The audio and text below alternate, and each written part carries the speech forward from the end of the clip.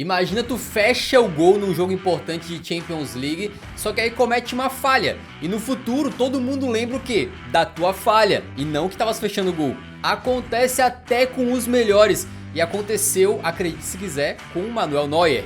Nas semifinais da Champions League 23-24, Bayern e Real Madrid se enfrentavam, o Real tendo bastante favoritismo. Porém, do lado dos bávaros, um goleiro absolutamente lendário, considerado para muitos como o melhor da história do futebol. Neuer, mesmo veteranaço, vinha sendo decisivo. Ele fechava o gol e impedia Vini Júnior e companhia de brilharem, até que o Alphonso Davies colocou o Bayern de Munique na frente do placar. E como o primeiro jogo tinha sido 2 a 2, era só segurar esse 1 a 0 que a vitória e a vaga na final eram do Bayern de Munique. E aí os torcedores estavam confiantes, porque mesmo não sendo favoritos, né, no final das contas o Neuer estava pegando até pensamento. Mas por algum motivo... Pacto... O vento mudou, a maré virou e o Neuer tomou um gol defensável que, para sorte dele e dos seus companheiros, foi anulado pelo juiz. Mas depois viria um momento que com certeza vai ficar marcado na bela carreira que ele tem.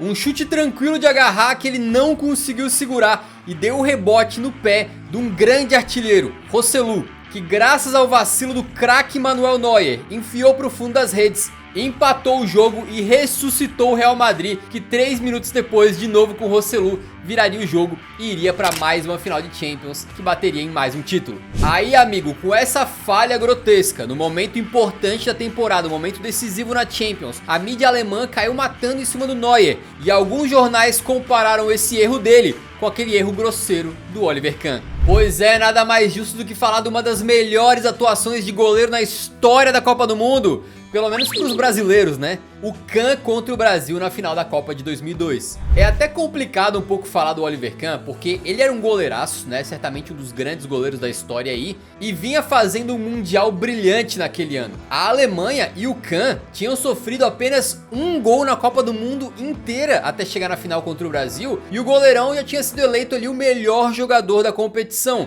Mas ele falhou no momento decisivo. Quis o destino que justamente o líder e capitão da Alemanha se tornasse o grande vilão naquele momento. Para ser justo com o Kahn, ele vinha fazendo uma atuação boa contra o Brasil, fez até umas defesas interessantes, porém no meio do segundo tempo novamente a sorte virou azar.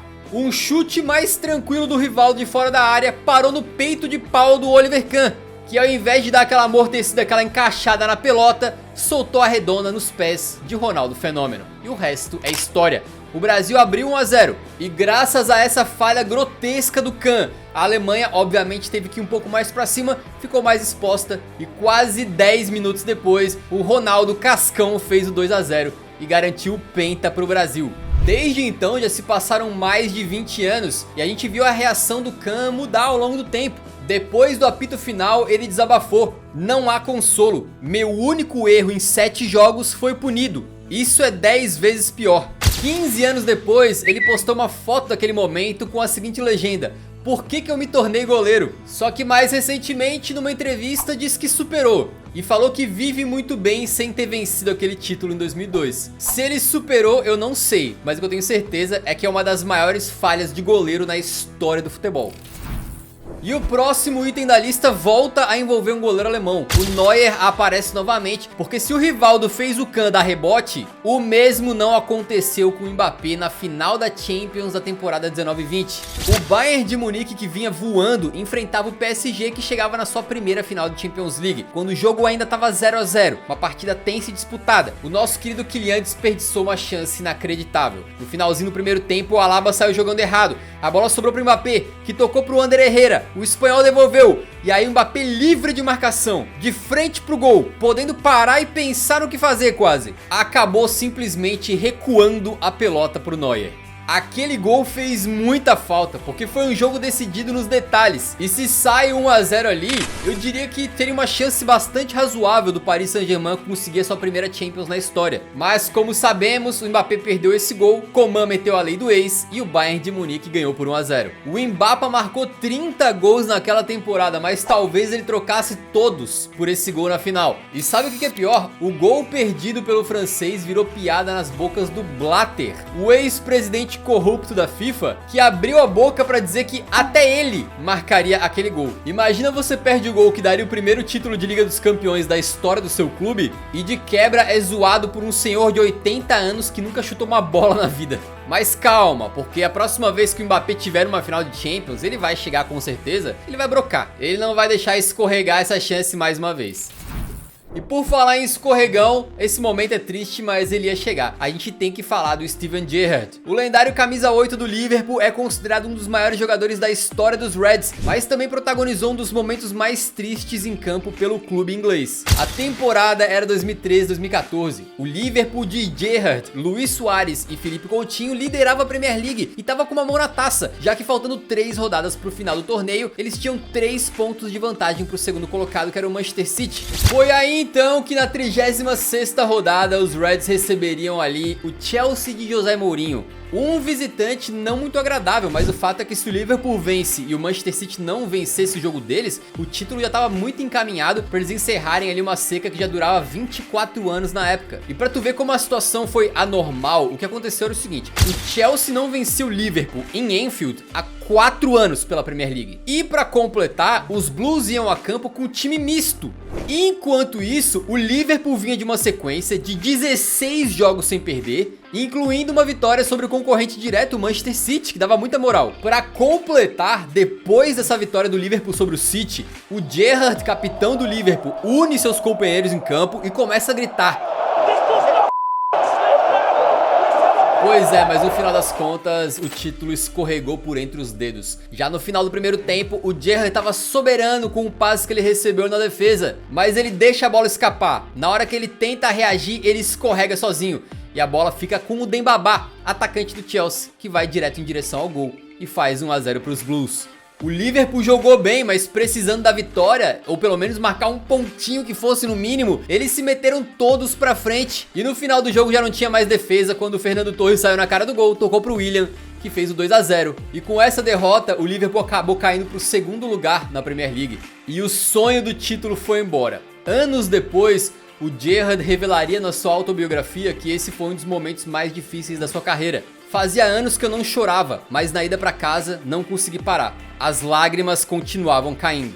E se o escorregão do Gerrard poderia ter encerrado um jejum, imagina você perder um gol que mudaria a história do seu país pra sempre. Porque foi o que aconteceu com o Robben na final da Copa de 2010. A Holanda é a maior seleção que nunca foi campeã do mundo. Já tinha batido 2 vezes na trave nos anos 70, mas em 2010 voltou para uma final agora contra a Espanha, que também buscava o seu primeiro título. E era aquela Espanha atual vencedora da Euro na época, né, com Xavi, Iniesta, Casillas, Sérgio Ramos. Um duelo para entrar para a história, a gente certamente teria um campeão inédito. O jogo tava tenso e 0 a 0, quando aos 16 minutos do segundo tempo, o Sneijder achou uma bola primorosa para o Arjen Robben. O holandês saiu nas costas da marcação e cara a cara com o Casillas hesitou. O Robben ficou marcado na carreira por ter uma jogadinha característica em que ele puxava pra canhota e geralmente finalizava muito bem, com curva, colocado, com força. Ele sabia muito bem bater na redonda. Eu acho que se em uma simulação a gente pudesse repetir esse momento 100 vezes, o Robben faria talvez 95 gols. Mas naquele dia, naquele momento, ele hesitou, acabou telegrafando um pouco o chute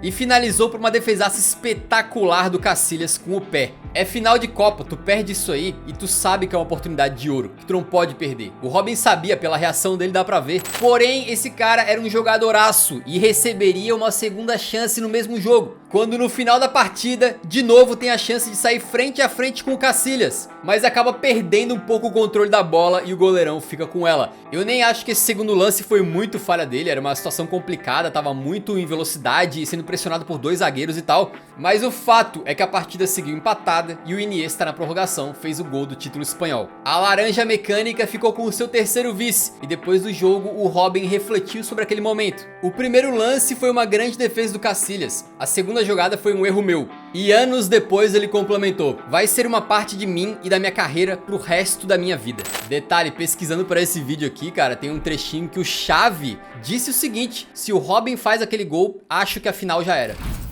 E por falar em final de Copa, quando a final de 1994 chegou, Roberto Baggio era um dos principais jogadores do planeta Terra. Jogando pela Juventus, o atacante empilhou taças e ainda conquistou a bola de ouro um ano antes. Ele era o camisa 10 e referência da Azzurra, que estava 12 anos sem conquistar o Mundial, tendo a oportunidade de ganhar ali o tetracampeonato. E inclusive o Robertinho estava muito bem no mata-mata, tá? Ele salvou a seleção italiana contra a Nigéria, contra a Espanha, contra a Bulgária. E quando veio a grande final contra o Brasil, a partida permaneceu 0 a 0 e foi para os pênaltis. A gente não teve tantas chances claras assim, foi um jogo difícil. E como vocês devem saber, os italianos tinham perdido 2 penais quando chegou o momento do Roberto Baggio bater dele. O então bola de ouro vinha de 5 gols nos últimos 3 jogos da Copa do Mundo. A moral lá em cima, a fase era excelente. Mas o que veio, todos nós sabemos. Roberto Baggio quase mandou o penal pra fora do estádio. E o tetracampeonato não foi pra Europa, e sim pra América do Sul, pro Brasa. Aquele momento acabou se transformando também pro Baggio no mais difícil da sua carreira. É algo que não dá pra apagar.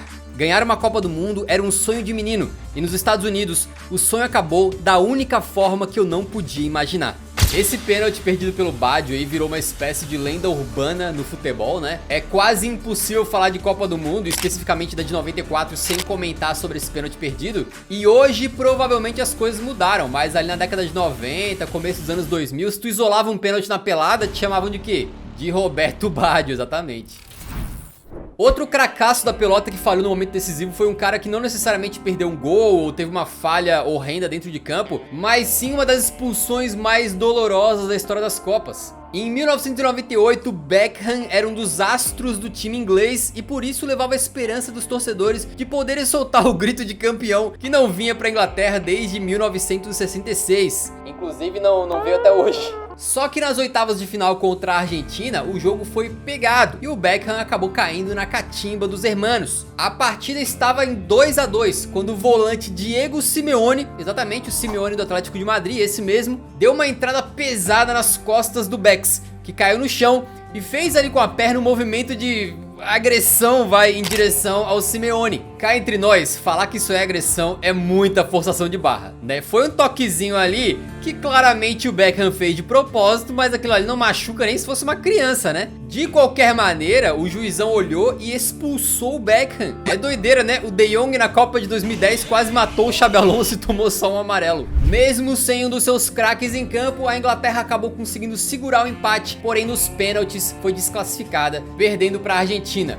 O Beckham virou na hora o retrato da eliminação inglesa. Ele era uma das grandes referências do English Team e acabou deixando os caras na mão, né? O Becks disse que nas ruas as pessoas xingavam e até cuspiam nele. Onde quer que eu fosse, eu era humilhado todos os dias. Eu não comia, não dormia, eu estava destruído, não sabia o que fazer. Como se não bastasse o hate da torcida, colegas de vestiário também criticaram bastante, como o próprio Michael Owen, que chegou a chamar a atitude do David Beckham de imatura e infantil. Cara, é uma das expulsões mais rigorosas que eu já vi, e o cara ficar marcado na história por causa disso aí me parece um pouco de exagero, né? Mas de fato, no mundo ideal, tu não entra na pilha e se tu tomou porrada, tu fica quieto, que é pra tu não ser punido depois. E a gente chega no final da lista então com o ucraniano mais amado da história do futebol, Andriy Shevchenko. O Sheva é um ex-atacante que fez parte de um dos melhores Milans da história, ao lado de cracassos como Kaká, Dida, Cafu, Maldini e por aí vai. Só que na final da Champions League de 2004 e 2005 aconteceu algo que acabou marcando o Shevchenko também. Primeiro que o Milan fez 3 a 0 e tomou um empate de 3 a 3. Porém, o que poucos talvez lembrem é que no finalzinho da prorrogação aconteceu um lance que acabou consagrando o goleiro do Liverpool, o Dudek. Vem um cruzamento para a área, o camisa 7 do Milan sobe e finaliza forte no gol. O Dudek deu rebote e com o goleiro já vendido no lance, o Sheva tinha apenas o trabalho de colocar a redonda para o fundo das redes. E a queima-roupa, ele chutou em cima do goleirão, a bola subiu e foi embora. Esse lance, eu acredito que a maioria das pessoas não colocam a culpa no Shevchenko. É mais uma defesa milagrosa do que um gol perdido. Deixa nos comentários se você acha que o Shevchenko tem culpa ou não. Mas não deixa de ser uma oportunidade de ouro, literalmente quase embaixo do travessão, que ele poderia ter chutado melhor. Isso é um fato, né? Agora, talvez o Dudek tenha entrado um pouco na mente dele, porque o Shevchenko talvez tenha ficado um pouco abalado, já que nos pênaltis entre Milan e Liverpool, a cobrança do Sheva, cracaço de bola, também parou no Dudek. E foi justamente com esse pênalti perdido que o Liverpool conquistou aquela Champions no famoso Milagre de Istambul. E a gente não vai focar em pênaltis perdidos, porque daí já é quase um outro tema, né? Tem muitos casos que são só de pênaltis perdidos. Inclusive tem esse vídeo aqui, em que a gente fala de jogadores que foram heróis no tempo normal, mas vilão nas penalidades. É muito interessante assistir.